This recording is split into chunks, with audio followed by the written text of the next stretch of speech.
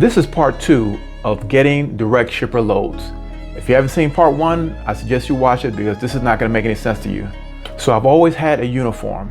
I've always had a Dickie button-down shirt with 2 pockets with my company name and my logo, and also Dickie pants or shorts with the matching color. Most people say it's unnecessary, it doesn't matter. That's not the way I feel. The reason I do this is because first impressions make a difference.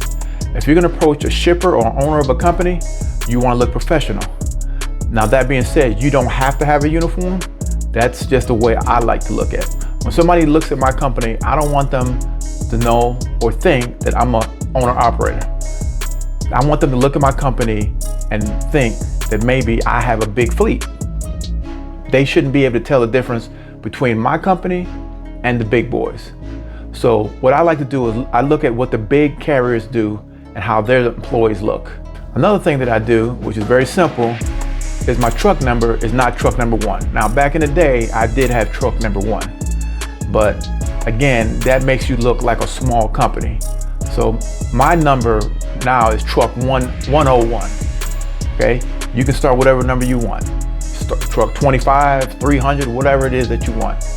But again, people should look at you and not be able to determine if you're a small company or a large company. So when I approached the owner of that company to get his business, I looked professional and I spoke to him in a respectful manner.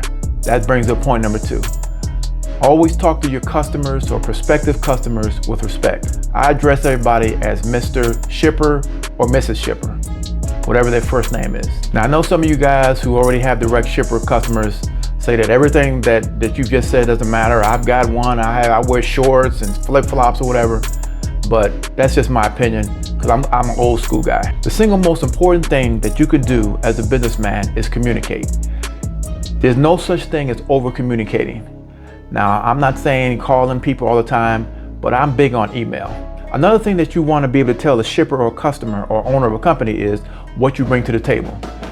And you got to know what you bring to the table and be able to tell them, such as you're reliable, you're dependable, you get the job done, you deliver.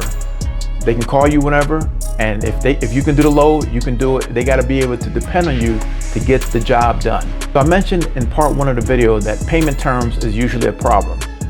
So my factoring company, I factor with Truck Stop Factoring. And over the years, if a company was not factorable for whatever reasons, they don't have any credit history or whatever, they will work with them. So this customer, all they had to do is give them some basic information as the payment terms, who to contact for accounts payable, and then they gave them a certain amount of line of credit to work with. And I can't remember what the initial line was. I think it was 20,000. And then they started factoring the loads. So that's a trick that you can use because most direct ship customers take a long time to pay. So you want them to work with your factoring company. If your factoring company won't work with them, maybe you want to think about changing factoring companies. So you guys know what good prospects are. You guys are shippers and receivers all the time in your home area. If you can get in and out and people are cool and they communicate with you, maybe that's somebody you want to approach. But always approach the shipping manager or the logistics manager if you were looking to get a new client. That's it for this video. I hope you guys enjoyed the video. If you have any questions, you can email me or put a comment in, and I'll see you guys on the next video.